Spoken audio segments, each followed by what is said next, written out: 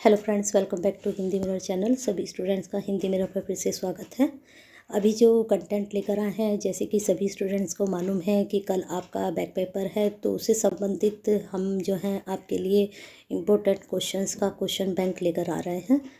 आपका जो पेपर है उससे संबंधित हमने काफ़ी वीडियोस डाली हैं। पॉलिटिकल की भी हमने अपलोड की है, इको की भी अपलोड की है। अगर आपको हिंदी सोशलॉजी की वीडियोस देखनी है तो आप पुरानी वीडियोस देख लीजिए, वहाँ पर भी क्वेश्चन बैंक अपलोड है। क्योंकि सिलेबस वाइज आपकी सारी वीडियोस डली हुई हैं, यूनिट वाइज भी सारा आपका कंटेंट डला हुआ है। ये हमने जल्दी में आपको बनाकर दिए हैं 2-3 सब्जेक्ट के।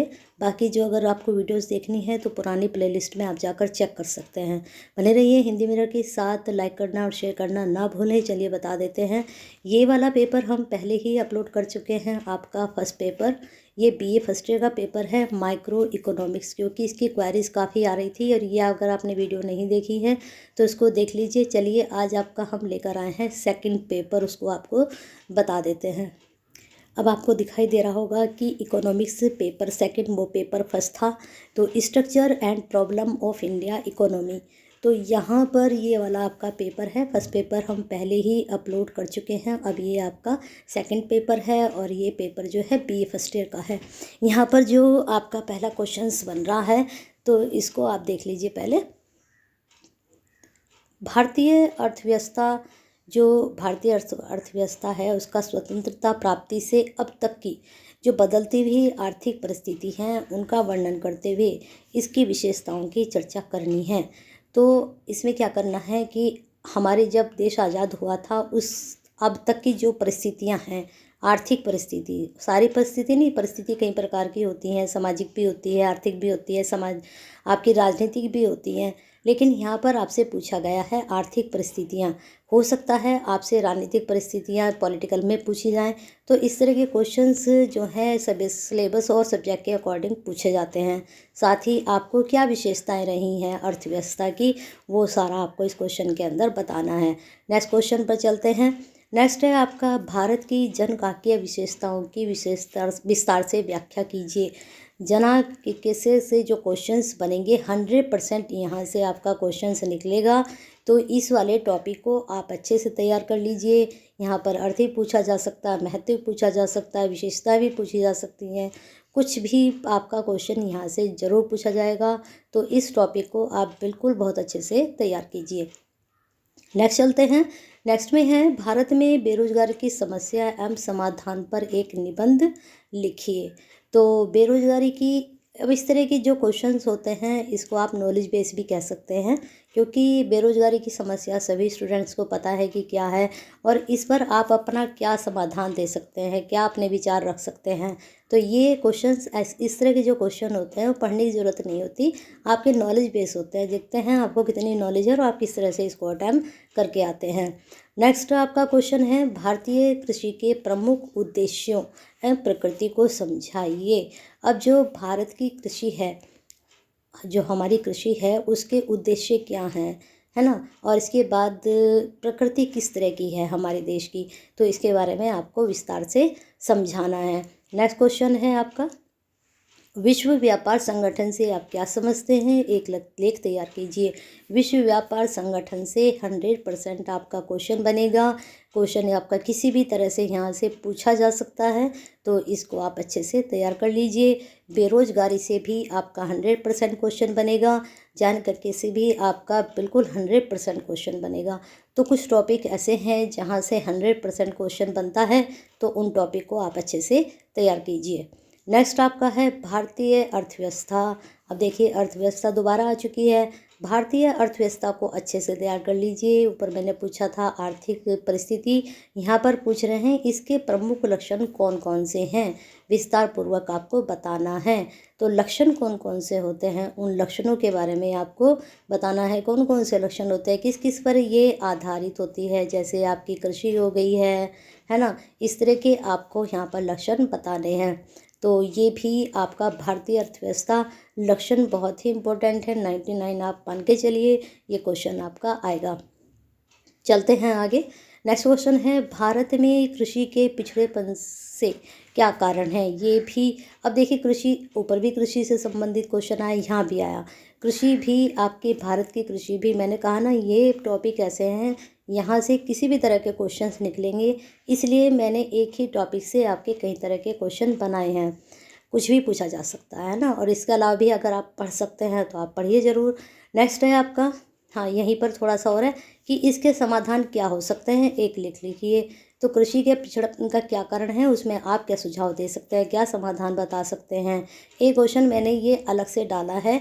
एनईपी से संबंधित आपके क्वेश्चन आजकल बहुत बन रहे हैं, क्योंकि उत्तराखंड में आपको मालूम ही है कि अब जो है एनईपी लागू हो चुकी है। तो आप इसको कहाँ तक समझते हैं, एनईपी के इस पर प्रकाश डालना है। और ये जो एनईपी लागू हुई है उत्तराखंड में, फर्स्ट जो है आपका पूरे भारत में फर्स्ट जो है स्टेट बना है उत्तराखंड एनईपी को लागू करने वाला। तो इसमें समस्याएं क्या क्या हैं, क्योंकि जब कोई चीज़ बनती है शुरू होती है तो समस्याएं तो आती ही हैं, और उन समस्याओं से संबंधित समाधान आप क्या बता सकते हैं। ये लेख आप अपने आप लिख सकते हैं, हो सकता है आ जाए, मैंने डाल दिया है। नेक्स्ट आपके चलते हैं शॉर्ट क्वेश्चन पे, यानी कि बा खंड पर। लेकिन मैंने आपको बता ही रखा है कि बा और आ में आप मत जाना, आप सिर्फ क्वेश्चंस को फोकस करना अपने। अब देखिए, यहाँ भी मैंने आपका भारतीय अर्थव्यवस्था से संबंधित क्वेश्चन बना दिया है, यहाँ पर विशेषताएं बना दी हैं, क्योंकि एक ही क्वेश्चन में हम नहीं डाल सकते थे।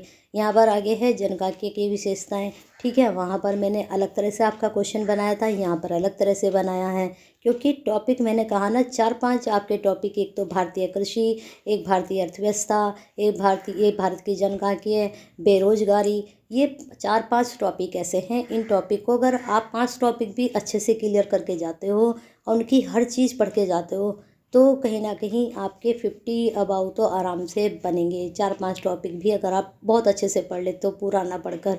आगे चलते हैं, भारत में बेरोजगार की समस्या और समाधान प्रस्तुत कीजिए। नेक्स्ट क्वेश्चन पर हम चलते हैं।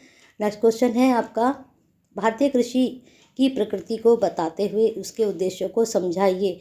अब यहाँ पर देखिए, मैंने भारतीय कृषि की वहाँ पर उद्देश्य लिए थे, यहाँ पर ये मैंने उल्टा कर दिया, इसको प्रकृति को समझाते हुए उद्देश्य समझाने हैं, ठीक है। नेक्स्ट क्वेश्चन है आपका, प्राकृतिक संसाधन, बहुत ही इंपॉर्टेंट, ये भी 99 मान के चलिए, ये क्वेश्चन आपका एग्जाम में बन सकता है, एज इट भी आ सकता है। क्या इनके भागों को स्पष्ट करना है, जो प्राकृतिक संसाधन हैं। कृषि शाख में नाबार्ड की भूमिका को समझाइए, क्योंकि नाबार्ड जो है कृषि में काफ़ी हेल्प करता है, अनुदान देना, सब कुछ करना, तो ये बहुत चीज़ें में आपको पढ़ना पड़ेगा कि नाबार्ड की क्या भूमिका है, ठीक है। चलिए आगे चलते हैं, भारतीय अर्थव्यवस्था में कृषि के महत्व को समझाइए। अब जैसे कि मैंने आपको क्वेश्चन ऊपर दिया था कि भारतीय अर्थव्यवस्था के लक्षण क्या है, मैंने आपको बताया था कि एक लक्षण आपके कृषि भी होता है। तो इस तरह से और भी लक्षण आपसे पूछे जा सकते हैं, एक पर्टिकुलर लक्षण भी आपसे पूछ सकते हैं, और आपसे इस तरह का क्वेश्चन भी पूछा जा सकता है कि कौन कौन से हैं। तो आप जब सारे याद कर लोगे तो किसी के भी बारे में पूछा जाए शॉर्ट में। और कल मैंने एक वीडियो में बताया था कि आपके जो लॉन्ग क्वेश्चन आते हैं वहीं से भी शॉर्ट भी निकलते हैं, क्योंकि कई बार ऐसा देखा गया है कि जो लॉन्ग क्वेश्चन उन्हें दिए वहीं से वो शॉर्ट भी निकाल देते हैं। इसलिए मैं कह रही हूँ कि एक अगर आप 5 टॉपिक या 4 टॉपिक भी बहुत अच्छे से तैयार करते हैं तो वहीं से आपके लॉन्ग निकल जाएंगे, वहीं से आपके शॉर्ट क्वेश्चन निकल जाएंगे। चलिए आगे चलते हैं, भारत में आयातों की प्रवृत्तियों को स्पष्ट करना है, उद्योग नीति भी पढ़ लेना अच्छे से, इसका अर्थ और विशेषताएं, प्रच्छन्न बेरोजगारी। अब बेरोजगारी अगर आपने अच्छे से पढ़ लिया है, उसके प्रकार, उसका समाधान, समस्याएं सब पढ़ ली, तो प्रच्छन्न तो उसमें ऐड हो ही गई है, ठीक है। अलग से ही पूछ सकते हैं, जनसंख्या नीति से आप क्या समझते हैं, पढ़ लीजिएगा। भुगतान संतुलन बहुत ही महत्वपूर्ण है, ये भी 99 आप मान के चलिए, ये क्वेश्चन भी आपका एग्जाम में पूछा जा सकता है। तो इस प्रकार से ये इतने सारे क्वेश्चंस थे, तो कहीं ना कहीं इनमें से अगर आप सारे ही तैयार कर लेते हैं तो 50 अबाव आपके कहीं नहीं गए हैं, पास तो आराम से होंगे। और लास्ट टाइम भी जो हमने वीडियोज़ अपलोड की थी शायद आपने अच्छे से नहीं देखी थी, तो शायद इस वजह से आप लोगों की बैक लग गई है। तो अच्छे से देखिए क्वेश्चंस को, और आंसर मैंने कहा था कि जो सेकेंड ईयर थर्ड ईयर के स्टूडेंट्स हैं क्वेरीज भेजेंगे तो मैं टॉपिक भी कराऊंगी। मैं क्वेश्चन बैंक सिर्फ इसलिए लेकर आती हूँ कि आप लोगों की कुछ हेल्प हो सके, लेकिन अगर आप टॉपिक भी भेजेंगे, अब जैसे एक स्टूडेंट्स का मेरे पास काफ़ी टाइम से मैसेज आ रहा है कि मैडम थर्ड ईयर की तैयारी शुरू करा दीजिए, तो मैं 2 महीने पहले तैयारी शुरू करा दूँगी।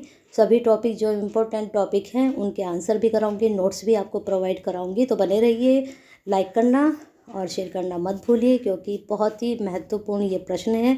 आपके शेयर करने से सभी स्टूडेंट्स तक ये पहुँचेंगे। और सब्सक्राइब नहीं किया तो कर लीजिए, बेल आइकन नहीं हिट किया तो कर दीजिए, और साथ में कमेंट बॉक्स में क्वेरीज अपनी सेंड करते रहिए।